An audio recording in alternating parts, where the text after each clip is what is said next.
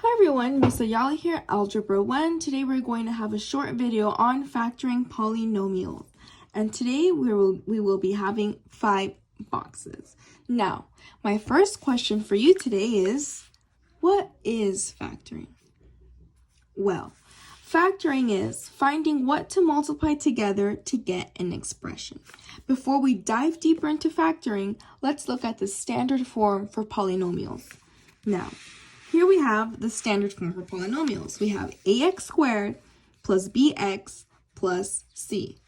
Now let's look at our own example. So for example, if we have x squared plus 8x plus 16. And let's say we were told to label the a, b, and c. So in order to find our a, b, and c, we need to find the coefficient in front of the x squared and the x. What is the coefficient? Well, the coefficient is the number in front of the variable. So let's look at our first one, a. So what is the number in front of the x squared? We're going to have a 1. And for b, we're going to look at x. So what is the number in front of the x? We're going to have an 8. And for c, c does not have a variable in front of it, so it's just going to be 16 as our c. Box number 2. Now for box number 2, you try labeling the following expression. So here we have x squared plus 10x plus 25. So try labeling the a, b, and c. So hopefully for a, you got 1, b, you got 10, and c, you got 25. Here we have a, b, and c. Now let's look at box number 3. So for box number 3, we're going to factor out this polynomial. So let's remind ourselves that factoring is finding what to multiply together to get an expression. So for this one, we are going to find what two expressions multiplied together equals to x squared plus 10x plus 16.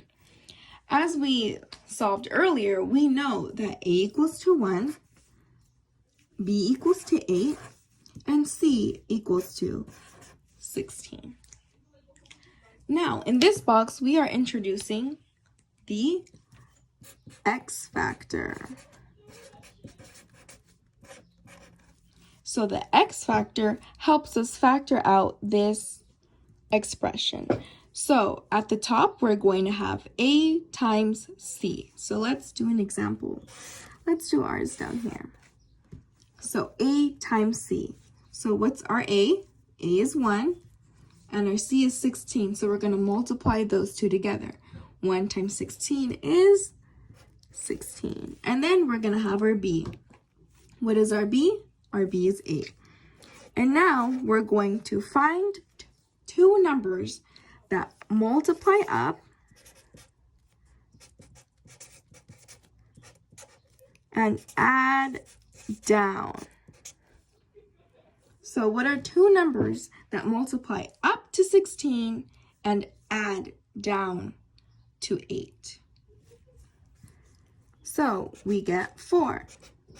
4 times 4 is 16, and 4 plus 4 is 8. And we're going to write our answer up here, and it's going to be, we're going to write it as x plus 4 and x plus 4. So what our answer is saying is that when you multiply these two together, you will end up with x squared plus 8x plus 16. So let's test that out. So let's multiply these two together. I like using the box method. You can solve it any way you like. So here we have x plus 4, x plus 4. So now we're going to multiply this. So when multiplying, we're going to have x times x, x squared, x times 4, 4x, 4 times x, 4x, and then 4 times 4 is 16. So when we rewrite this, we're going to combine these two. Remember, we combine like terms. And we're going to have x squared plus 8x plus 16. And that matches what we have up here. So our answer is correct. Now let's look at a different problem. This problem looks a little bit different. So let's remind ourselves what the standard form for a polynomial is. So we're going to have ax squared plus bx plus c. So let's label first. So when we label, what is going to equal our a? So a is going to equal 1. If we look over here, and b, we have to look what number is in front of the x, but we have no x. So what do you think is going to be our b? Yes, our b is going to be 0 because we just don't have one. And our c is going to be, like usual, -9. So now let's look at our x factor. So remember, we are going to multiply our a and our c up here at the top. So we're going to have -9, and then our b is going to be at the bottom, which is 0. So now we are going to have to find two numbers that multiply up to -9 and add down to 0. Remember, we multiply up and add down. So what two numbers do you think we're going to use for this problem? Yes, so we're going to have -3 and +3. So -3 times +3 equals to -9, and -3 plus +3 equals to 0. So our answer is going to be x minus 3, and x plus 3. It should look like this. So either or is fine, just as long as you have the x plus 3 and the x minus 3. I just made a mistake in this parentheses.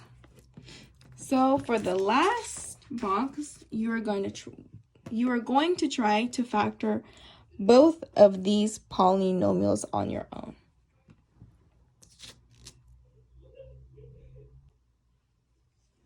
So let's begin by labeling A, B, and C.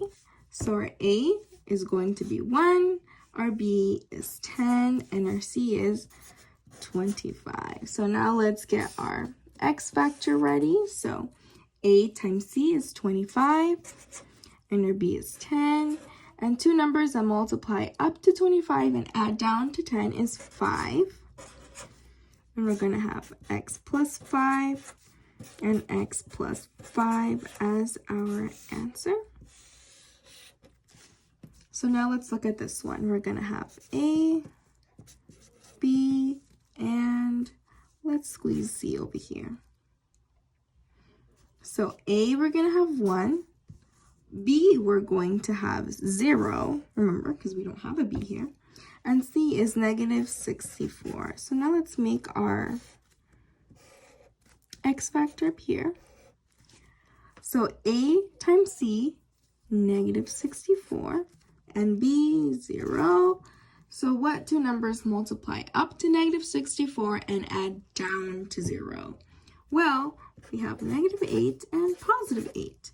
So our answer is going to be -8, x minus 8, and x plus 8, or x plus 8 and x minus 8. Thank you for watching the video, and I'll see you guys later.